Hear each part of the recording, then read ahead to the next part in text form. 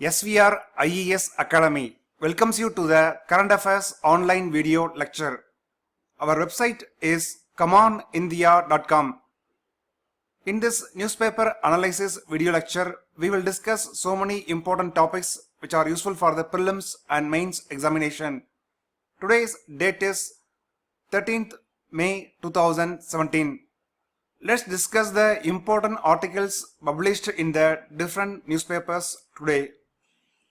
First article that has been published in the Economic Times newspaper is about light compact aircraft Tejas successfully test fired in the Beyond Visual Range missile is a term you should know, because every year it is important for the prelims examination. Apart from the Beyond Visual Range missile, you should also know about Tejas. What are all the important prelims point you should know in the Tejas? LCA stands for Light Compact Aircraft. Tejas is a indigenously developed light compact aircraft by India, and the Tejas has been recently test fired a missile called as air-to-air missile successfully. So after this successful test firing, now the indigenously built aircraft is ready to have the missiles with the beyond visual range capacities. Another point is that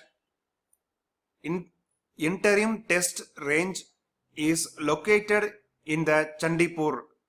Chandipur is a place in Odisha. Don't forget this place. Almost every week the place Chandipur is coming in the news for testing of various missiles. So don't forget, Chandipur is a place located in the Odisha. And also you should know another place called as Wheeler Island. Wheeler Island is also located in the state of Odisha. And another place you should know is Sriharikota Island. Sriharikota Island is also an island, but it belongs to Andhra Pradesh, where most of the satellites are launched from the Sriharikota. Wheeler Island and Chandipur are places where missiles are tested, whereas Sriharikota is the place where satellites are launched. So Sriharikota is used by ISRO, and Chandipur and Wheeler Islands are used by DRDO. DRDO stands for Defense Research Development Organization, and ISRO stands for Indian Space Research Organization. This is the image. In that you can see the light compact aircraft, that is Tejas.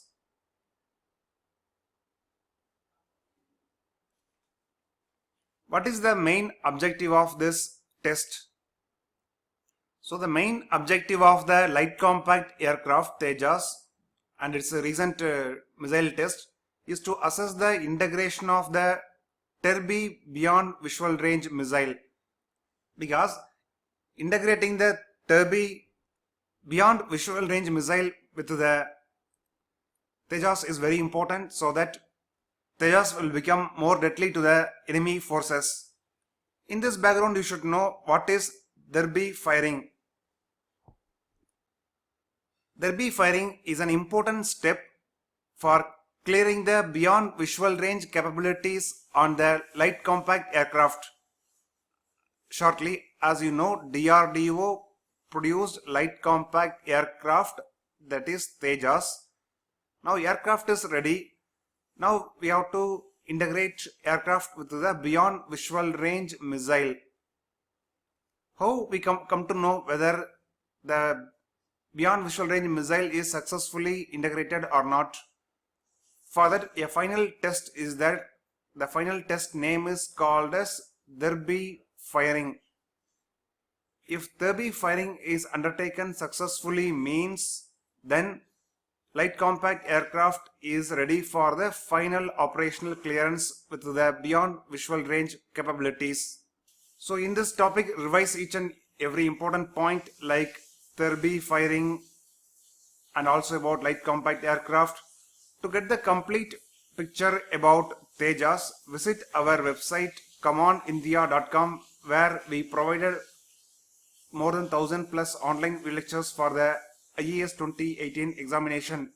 Every day we post videos from current affairs and traditional topics, and we are running two courses. One is IAS Basics.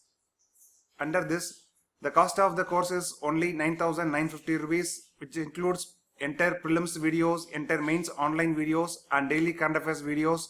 Apart from that, prelims test is for 28 exam also included in this package.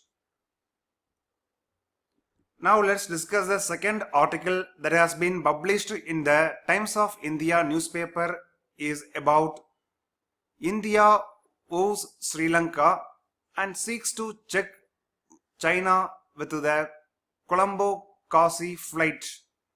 So recently a direct flight from Varanasi to Colombo was launched by our Prime Minister while on the visit to Sri Lanka. In this background, let's discuss the key points one by one. In the international relations, there are two types of power projections. One is the hard power approach. And second approach is the soft power approach. For example, if India uses its military power, army, to threaten any country to fulfill some objective, then it will be called as hard power. Then what is the meaning of soft power? Soft power means using our skills, like for example with Sri Lanka we have Buddhist link, Sri Lankan Tamil link, and by using this power and getting the soft approach to fulfill some objective means it is known as soft power. So recently the direct flight between Colombo and Varanasi has been launched by our Prime Minister while visiting the Sri Lanka. So it will project India's soft power potential in boosting the relations between India and Sri Lanka. Soft power projection will also help to check the China's influence on the island nation, that is Sri Lanka, and also in the Indian Ocean region. Another point is that it will help India to connect Buddhist circuit directly to the Sri Lankan capital, that is Colombo. One more point you should know is the place called as Hambantota. It can be asked in the prelims examination. It is a place in Sri Lanka, is located in the southern part of the Sri Lankan island, where China is building a port.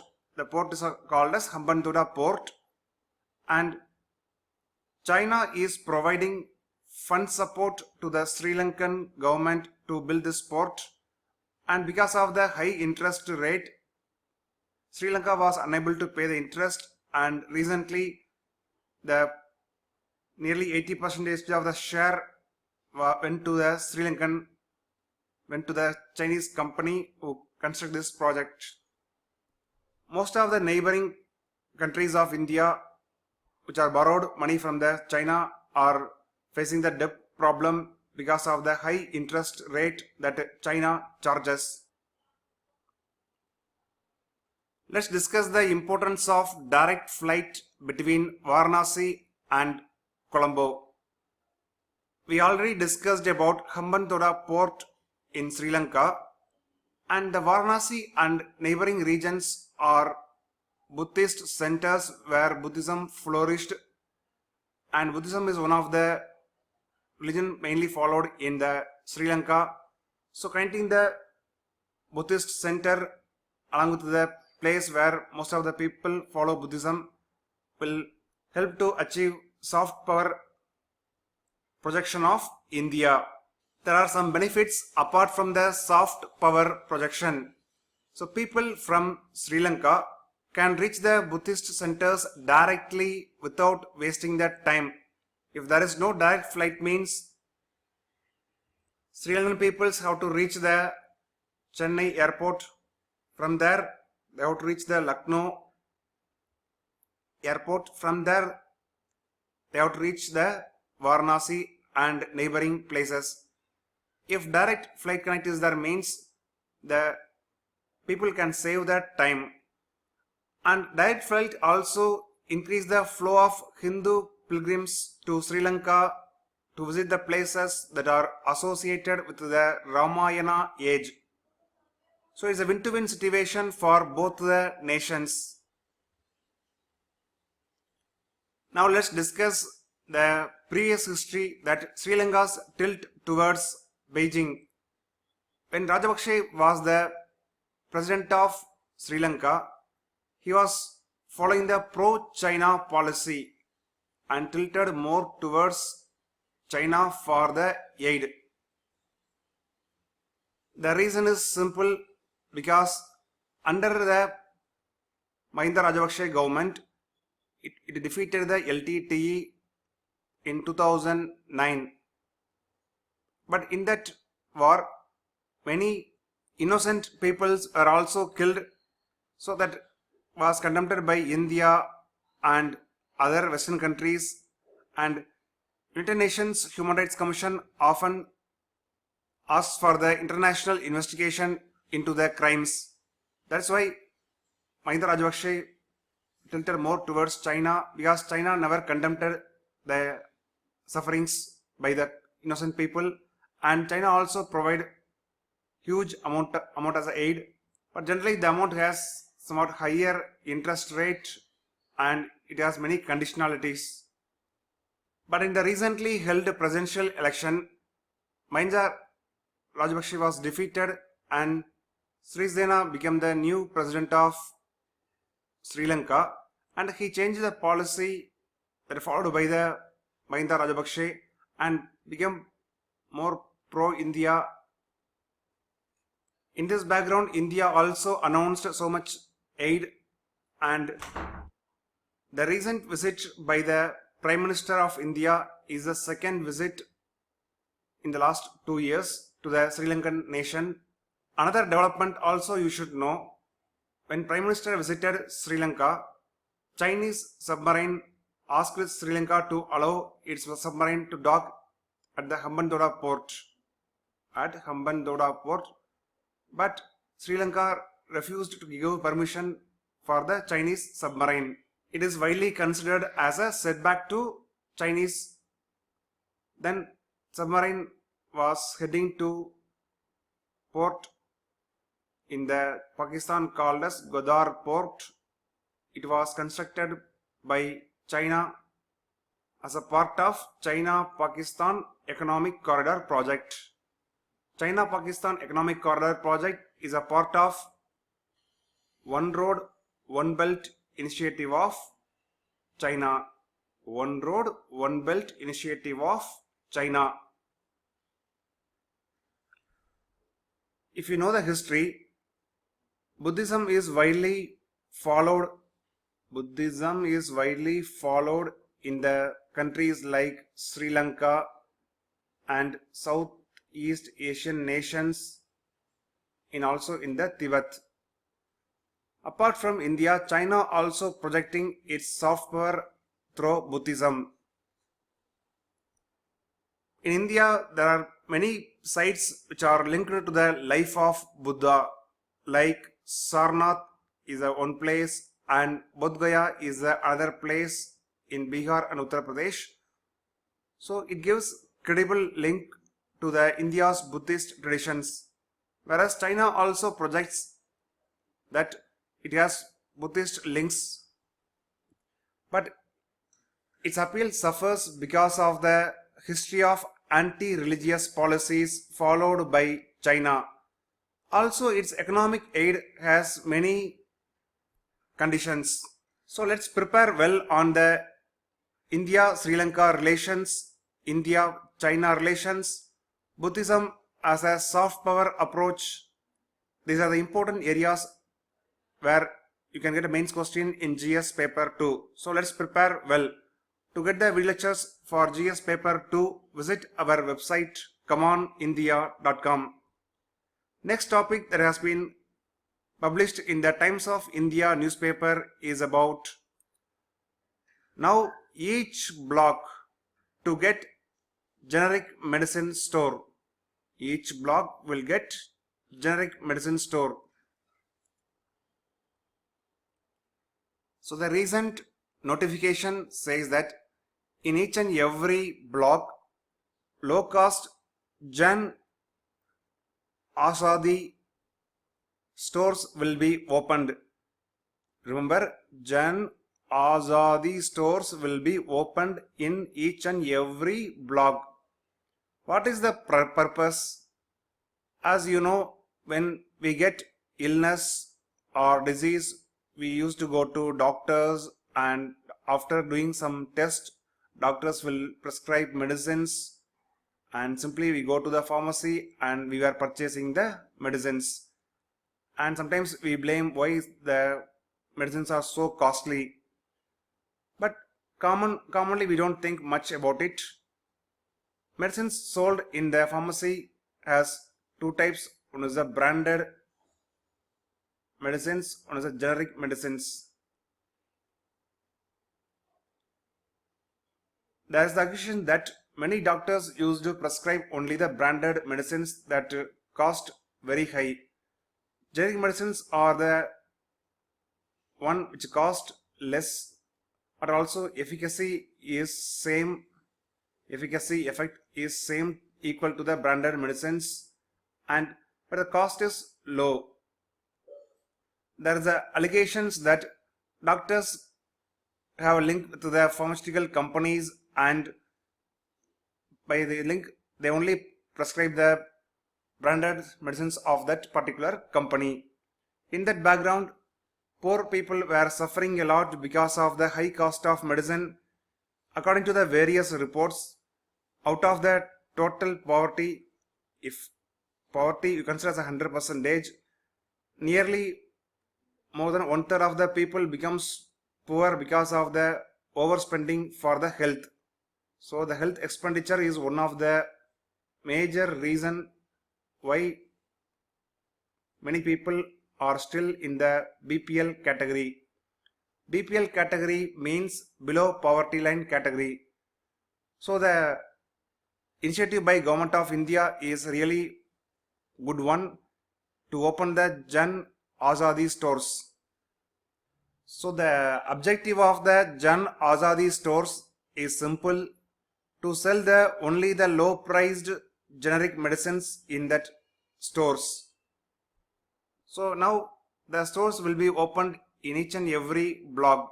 The initiative is called as Silent Revolution. Silent Revolution because it will help to provide the health security by providing the affordable and quality medicines for all. Few months back, Government of India has made it mandatory for the doctors to prescribe generic medicines. But there are allegations that generic medicines are not available, means doctors can go for the expensive branded medicine prescription. By using this clause, doctors still continuously prescribing the expensive branded medicines because they say generic medicines are not available, and that's why we are prescribing the expensive branded medicines. To counter this, Government of India, especially the Ministry of Chemicals and Fertilizers, which operate the Jan Azadi scheme, decided to open the stores in each and every block so that generic medicines will be available in plenty, so that doctors and pharmacists cannot push the branded expensive medicines. According to the rules framed by government, it is mandatory for the doctors to prescribe the generic medicines prominently along with the brand name of the generic medicine. Otherwise, action will be taken by Medical Council of India.